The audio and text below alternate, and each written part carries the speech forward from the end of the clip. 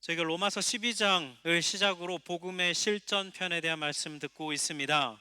우리가 예수님의 십자가 죽음의 그 섬김을 믿음으로 받아들이고 예수님의 부활을 믿고 예수님을 삶의 주인으로 영접하면 구원을 얻는다고 우리 로마서 앞부분에서 그렇게 말씀을 들었어요. 이제 이 복음을 받아들인 사람이 어떻게 살아갈 것인가를 로마서 12장부터 말씀을 듣고 있습니다. 근데 복음의 실전편, 막상 정말 그렇게 살아내려고 하면 저항감에 부딪혀요. 머리로는 알겠지만 마음이 따라주지를 않습니다.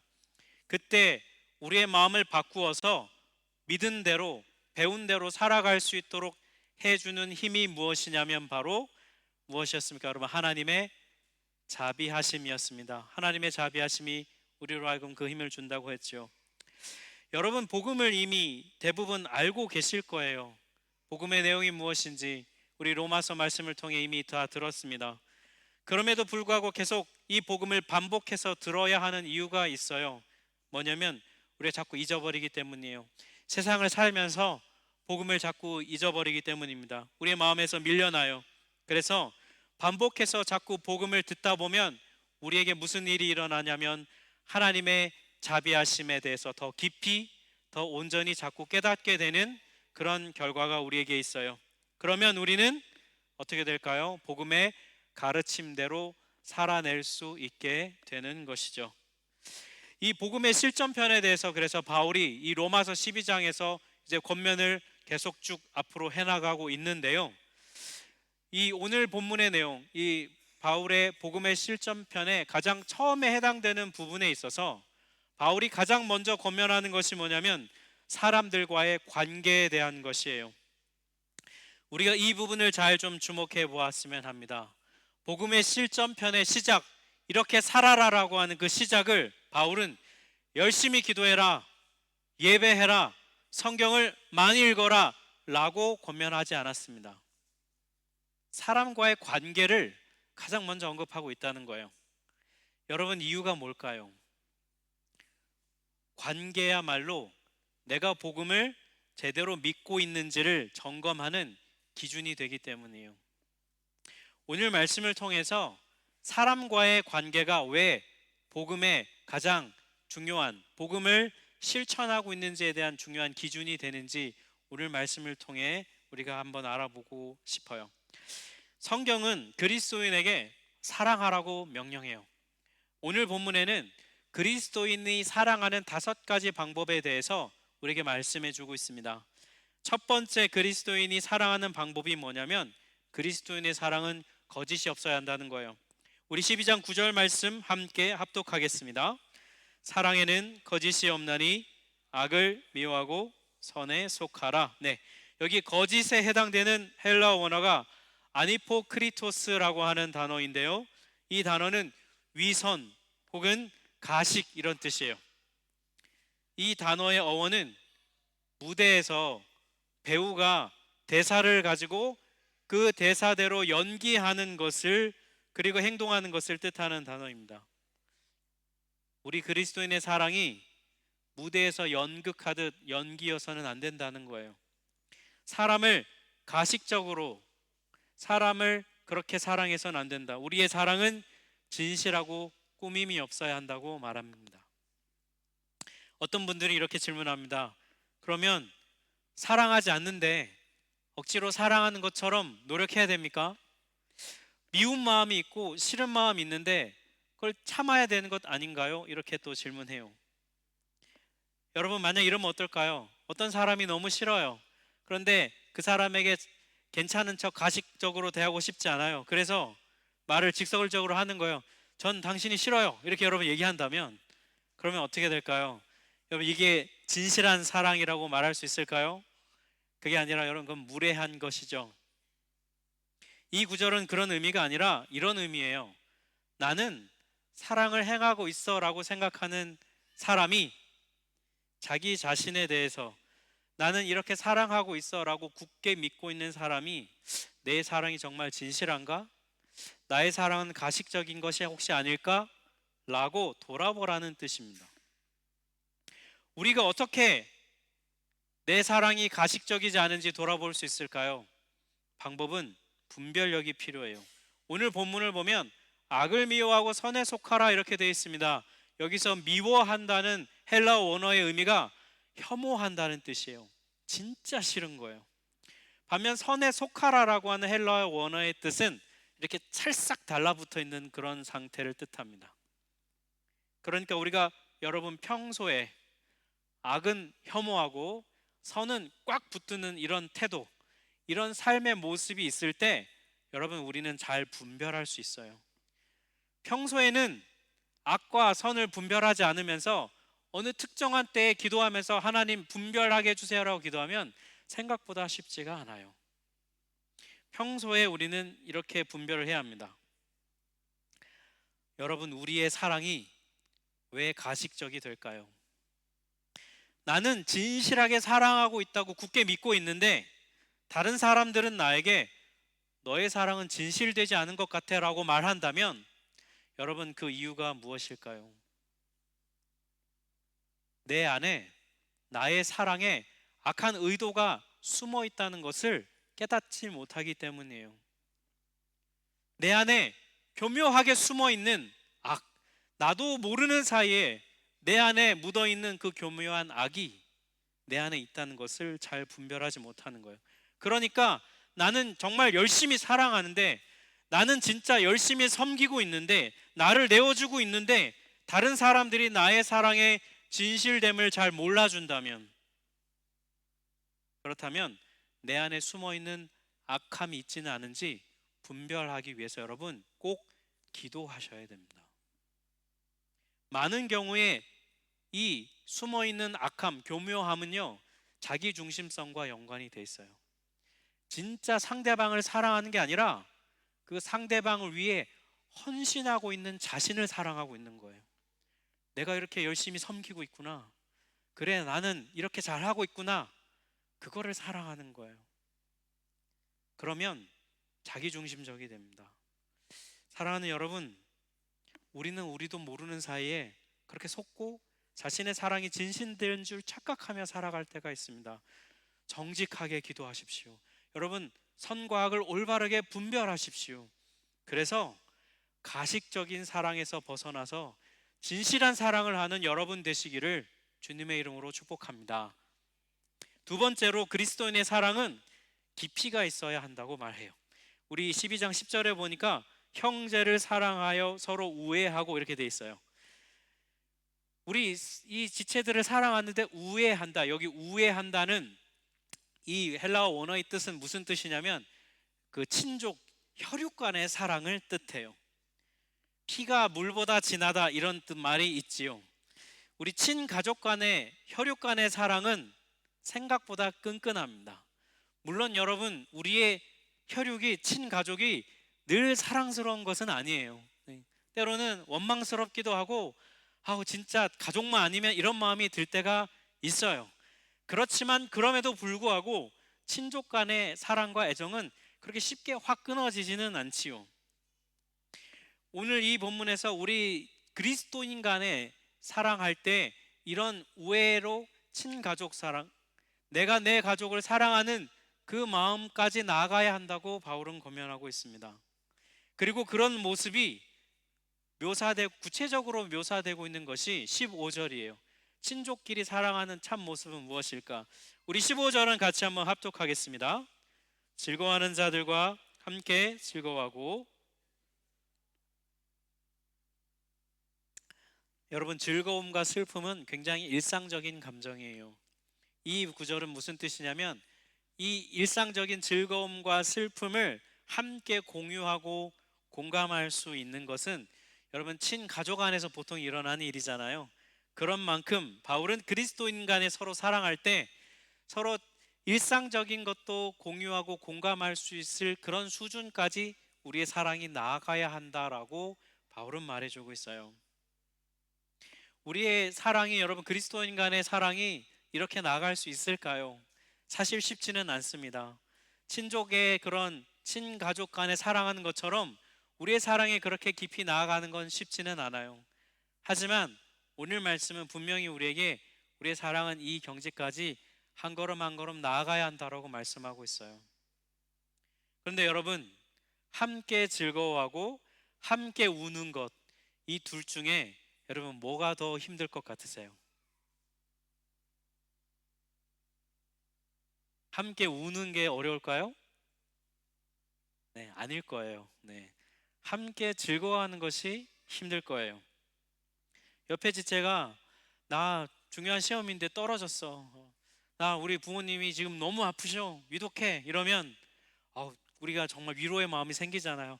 어떡하냐. 힘내라. 내 기도할게. 뭐 이렇게 우리가 공감할 수 있죠.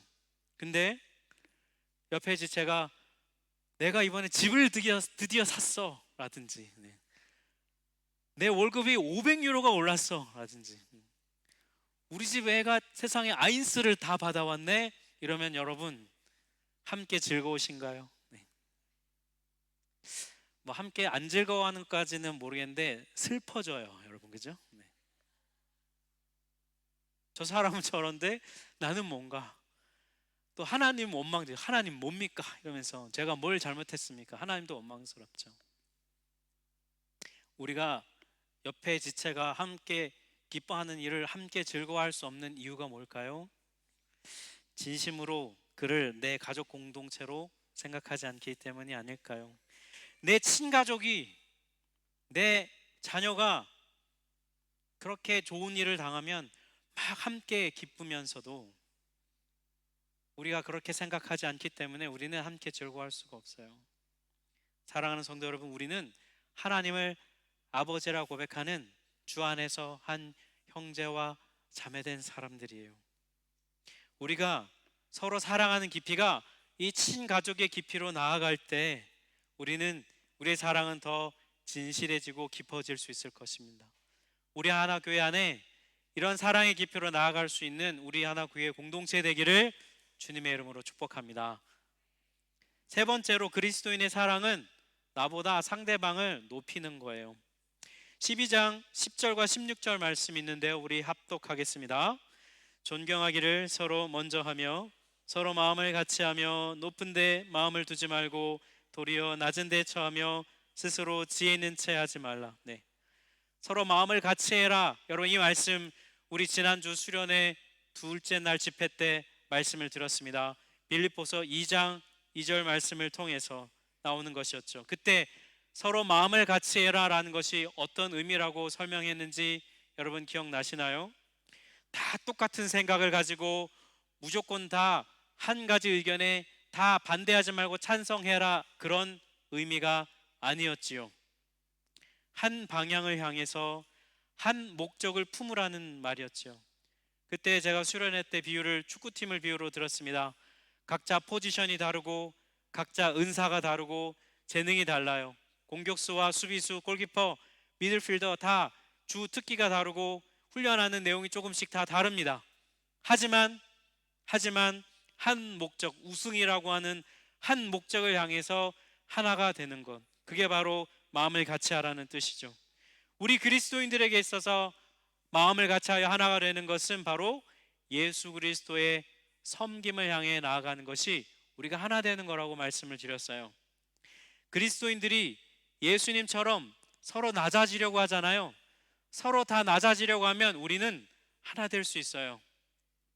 그런데 여기 있는 우리 모두가 다 서로 높아지려고 하면, 내가 높다, 아니야 내가 더 높다라고 서로 높아지려고 하면 절대로 하나 될 수가 없지요. 마음이 같이 해서 하나가 되는 성경적 원리는 서로 낮아지는 것입니다. 서로 낮아질 때 우리는 하나 될 수 있어요. 서로 자신을 낮추는 사람은 상대방을 존중하게 돼요. 근데 여러분, 간혹 우리 중에는 열심히 섬기는데 낮아지지 않는 분들이 있어요. 정말 온 열심, 온 마음을 다해 막 섬기는데 겸손해지지 않는 분들이 있습니다. 그런 분들은 섬길수록 더 교만해지죠. 그런 결과가 있어요. 오늘 본문의 표현대로 보면 교회 일을 섬길수록 스스로 더 지혜 있는 채 하게 돼요. 이런 경우가 있습니다. 교회 일을 하다 보면 여러분 의견이 다르잖아요. 그래서 본인의 의견이 채택이 안 될 때가 있어요. 그러면 마음에 어떤 태도를 갖습니까? 어떻게 잘 되나 보자, 이런 마음이 생기죠. 그런데 결국은 잘못됐어요. 본인이 했던 말이 맞아. 그럼 뭐라고 합니까? 겁 보세요. 내가 뭐라 그랬습니까? 내가 말한 대로 안 해가지고 이렇게 된 거 아닙니까? 막 난리가 납니다. 그런데 본인이 틀렸을 때, 그럴 때는 아무 말 안 하죠. 본인에겐 틀렸다고 사과하지 않아요. 자기가 막 끝까지 주장한 것에 대해서 내가 틀렸다고 인정하지 않아요. 틀렸을 때는 침묵하고 맞을 때는 난리 나면, 이게 여러분 겸손하지 않은 태도예요. 그리스도인들의 사랑은요, 내가 옳다, 내가 맞다는 걸 내세우기 위함이 아니에요. 우리의 섬김과 사랑은 내가 옳다는 걸 증명하기 위함이 아닙니다. 우리는 예수님이 가신 길을 내려가는 그 방향을 향해 나아가야 해요. 상대를 여러분 존중하십시오. 상대방의 약점이 눈에 보여도 그것 때문에 그 사람을 깎아내리지 마세요. 자기 자신을 내려놓으십시오. 여러분, 그게 사랑하는 것입니다. 그리스도인의 사랑은 나를 낮추는 거예요. 우리 하나 교회 안에서 서로 자기를 낮춤으로 이 사랑을 행하는 우리가 되기를 간절히 바랍니다. 네 번째, 그리스도인의 사랑은 구체적으로 베푸는 것입니다. 로마서 12장 13절 우리 함께 합독하겠습니다. 성도들의 쓸 것을 공급하며 손대접하기를 힘쓰라. 여러분, 여기 쓸 것이라고 되어 있는 이 단어의 의미는 기초 생활을 위해 필요한 것을 말해요. 기초 생활을 위해 필요하다는 것은 누구에게나 다 있어야 한다는 것입니다. 나도 그걸 필요로 하는 거예요. 그런데 이 쓸 것을, 기초 생활에 필요한 것을 공급한다는 것은 뭐냐면 나한테 필요 없는 걸 주는 게 아니라 나도 필요한데 나보다 더 필요한 사람에게 주는 것, 이것이 바로 쓸 것을 공급한다는 뜻이에요. 이 원어의 공급한다는 의미는 헬라어로 코이노노코스라는 단어인데 관대하다, 이런 뜻이에요. 그러니까 나도 필요하지만 나보다 더 필요한 사람한테 주는, 베푸는 이 관대함, 이것이 그리스도인의 사랑이어야 한다는 것이에요. 김치를 담궜는데 몸이 불편해서 그것들을 쓰지 못하는, 그것들을 담지 못하는 그런 사람에게 나누어 주는 것, 내가 애써서 수고해서 양념하고 정말 그 노력한 거를 나누어 주는 것, 그런 것들이 바로 쓸 것을 공급하는 거예요. 몸이 아프고 불편한 지체를 위해서 나의 시간과 에너지를 들여서, 나도 바쁘고 나도 에너지가 별로 없는데 나를 위해 써야 되는 시간과 에너지를 다른 누군가를 위해 내어주는 것도 바로 쓸 것을 공급하는 거예요. 나도 돈이 필요한데 내가 열심히 벌은 돈을 좀 더 긴급히 필요한 곳에 나누는 것, 특별히 돈을 공급하는 것은 참 지혜가 필요한 일인데요, 그럼에도 불구하고 우리 안에 정말 필요한 공급이죠. 이런 쓸 것을 공급하는 것이 그리스도인의 사랑이에요. 또 오늘 본문을 보니까 손 대접한다고 나와 있습니다. 말 그대로 손님을 대접하는 건데요, 이거는 필요를 공급한다는 차원보다는 더 넘치게 베푸는 것을 뜻해요. 우리 양육 모임 풍성한 삶에 기초할 때 우리 집사님들이 기꺼이 또 집을 막 오픈해 주셔서 함께 점심 식사를 나누는 것들이 바로 손 대접하는 것이죠. 누군가 축하할 일이 있거나 위로할 일이 있을 때 집으로 초대하거나 아니면 밖에서 함께 식탁 공동체를 나누는 것은, 그거는 손 대접하는 것입니다. 친교를 위해서 새로 등록하신 새 가족들을 집으로 초대해서 함께 서로를 알아가는 것 또한 손 대접하는 것이고요, 우리 수고하는 찬양팀, 우리 늘 애쓰는 교사들을 위해서 함께 식탁을 대접하는 것 역시 손 대접하는 것입니다. 간혹 목회자인 저희들을 위해서 수고한다고 손 대접해 주시는 일들도 있어요. 때로는요, 여러분, 적절한 말을 해주는 것도, 참 기도해 주는 것도 사랑이지만 이렇게 밥 한 끼 함께 나누고 대접하는 때, 여러분, 진짜 우리가 사랑을 느낄 때는 먹을 때잖아요, 그죠? 온몸으로 느끼잖아요. 몸이 먼저 느끼고 마음이 반응하죠. 손 대접하고 쓸 것을 공급함으로 그리스도인의 사랑을 실행하는 우리 하나 교회 되기를 축복합니다. 마지막 다섯 번째입니다. 그리스도인의 사랑은 은혜를 흘려보내는 것이에요. 오늘 보면 12장 11절 12절에 그 내용이 나와 있는데 우리 같이 한번 합독하겠습니다. 부지런하여 게으르지 말고 열심을 품고 주를 섬기라. 소망 중에 즐거워하며 환난 중에 참으며 기도에 항상 힘쓰며. 네. 여러분 이 구절의 내용을 보시면 이거는 다른 사람이랑 사랑하는 것과 무슨 연관이 있을까 싶어요. 오히려 하나님과의 관계에 대한 내용으로 보여요. 부지런이라는 함이라고 하는 이 원어의 뜻은 진지함과 열정을 뜻합니다. 그래서 이 11절은 무슨 뜻이냐면 대충대충 하지 말고 열정을 가지고 주님을 섬기라는 뜻이에요. 또 12절에 나오는 단어, 여러분 소망, 환난, 참음, 인내, 이런 단어들은 여러분 앞에서 이미 한번 보신 적 있습니다. 로마서 5장 3절과 4절에서 보셨어요. 환난은 인내를, 인내는 연단을, 연단은 소망을, 이 말씀을 한번 봤었어요.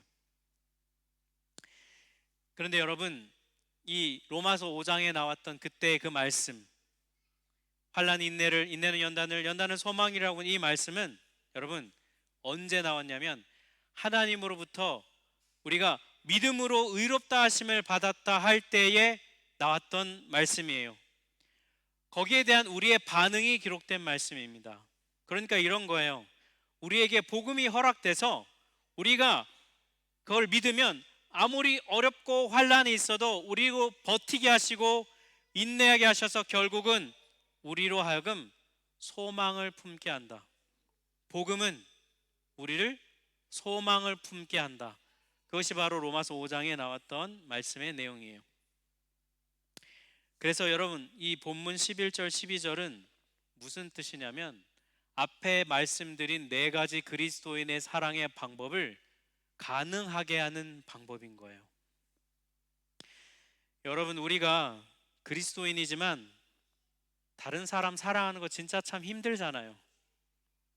같은 그리스도인으로서 서로 교회에서 웃고 좋은 말을 서로 나누지만 여러분 전인격적으로 사랑하고 품는 것은 참 힘들고 어려워요. 그런 우리가 여러분 다른 사람을 진심으로 정말 사랑할 수 있는 방법은 열정을 가지고 기도하는 거예요. 여러분 잘 생각해 보세요. 우리는 절대로 맨정신으로 사랑할 수 없어요. 여러분 맨정신으로 우리는 사람 사랑할 수 없어요. 내가 여러분 애써서 수고하고 고생한 거 여러분 뭐하러 남을 줍니까? 아깝지 않아요? 내가 누릴 것도 부족한데 내 친가족, 내 자식, 내 배우자 줄 것도 없는데 그걸 뭐하러 다른 사람 줍니까? 내 가족과 함께 할 시간도 부족한데 그걸 굳이 떼어서 에너지를 떼서 다른 사람에게 그 시간과 에너지를 여러분 뭐하러 나눠줘요? 왜 여러분 꼭 나만 참고 견디고 인내해야 됩니까? 그 이유가 뭔가요? 우리는요 사람 하나 사랑 못하는 그런 존재입니다. 그런 우리가 다른 사람을 사랑할 수 있다면 그 이유는 하나밖에 없어요. 그 내용이 로마서 5장 8절에 써 있어요. 우리 같이 한번 합독하겠습니다. 우리가 아직 죄인 되었을 때에 그리스도께서 우리를 위하여 죽으심으로 하나님께서 우리에 대한 자기 사랑을 확증하셨느니라. 내가 어떻게 사랑받았는지를 기억하는 것, 그게 바로 내가 다른 사람을 사랑할 수 있는 유일한 이유가 되고 힘이 됩니다. 내가 아직 죄인 되었을 때, 내가 하나님에 대해 관심도 없을 때, 내가 하나님을 알고 싶지도 않을 때, 하나님이 주인 되기보다는 내가 주인 되어서 내가 그냥 내 맘대로 살고 싶을 때, 내 고집, 내 자존심 그거 버리지 않으려고 그 똘똘 뭉쳐서 하나님 무시하고 그냥 내가 원하는 대로 살아갈 그때에 예수님이 날 위해 죽으셨어요. 여러분 한번 이 말씀 앞에 정직하게 대답해 보십시오. 우리가 이 사랑을 받을 자격이 있습니까?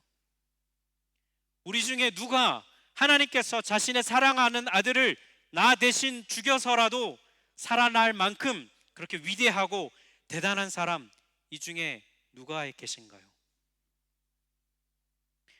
사랑받을 자격도 없는 우리가 이런 사랑을 받았어요. 그런데 우리는 뭐가 그렇게 대단해서 다른 사람 사랑하지 못합니까? 왜 난 사랑 못하겠다고 말합니까? 나는 그런 사랑 받았으면서. 뭐가 그렇게 잘나서, 뭐가 그렇게 대단해서 내가 받은 사랑 그거 그렇게 못 나눠줍니까? 누가 조금만 상처를 주고, 누가 조금만 자존심을 건드리고, 누가 조금만 나를 불편하게 하면 분노하고 관계를 단절하고 속으로 미워하고 외면하고 절대로 용서할 수 없다고 말할 자격이 우리에게 있습니까? 사랑하는 성도 여러분, 다른 누군가를 사랑하는 게 힘들거들랑 누군가를 품는 게 어렵거든, 죽어도 도저히 못하겠다는 생각이 들거든 억지로 하지 말고 이 말씀 앞에 서십시오. 십자가 앞에 머물러 계세요. 나 같은 인간 사랑해 주신 그 예수님의 사랑 앞에 서보세요. 나 같은 사람 위해서 예수님이 뭘 하셨는지 여러분 똑똑히 보세요. 그냥 복음 안다고 생각하지 말고 하나님의 자비하심의 깊이가 내 마음 깊숙이 뚫고 들어와서 더 깊어지고 깊어지고 넓어지면 나 같은 인간 사랑해 주신 그 하나님의 사랑 때문에 나도 나 같은 그 인간을 사랑할 수 있어요. 나보다 더한 그 인간을 사랑할 수 있고 품을 수 있게 됩니다. 사람을 사랑하는 일은 거기서부터 시작하는 거예요. 오늘 이 말씀을 들으면서 여러분 앞에 그리스도인의 사랑은 이래야 됩니다, 제가 막 말씀드렸잖아요. 그 말씀 들으면서 분명 여러분 안에 이런 생각이 있으셨을 거예요. 이 내용 그 인간이 들어야 되는데, 이 두 번째 이거 분명 그 사람이 들어야 되는데 내 남편은 듣고 있나? 그 사람은 듣고 있나? 여러분 생각하셨을 거예요.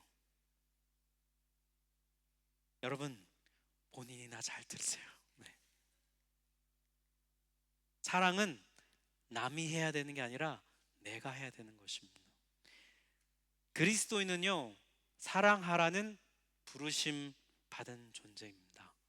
우리가 사랑할 수 없지만 나 같은 인간 사랑해 주신 사랑이 너무 커서 사랑할 수 있구나 라는 걸 깨닫는 것이 그리스도인의 삶이에요. 사랑하는 여러분, 못한다, 안 한다 완고함과 불순종의 태도를 버리고 이 말씀 앞에 서서 나 같은 인간 사랑해 주신 그 하나님의 사랑으로 인해서 우리 또한 사랑하라는 부르심 앞에 순종으로 살아내는 여러분 되시길 주님의 이름으로 축복합니다. 우리 함께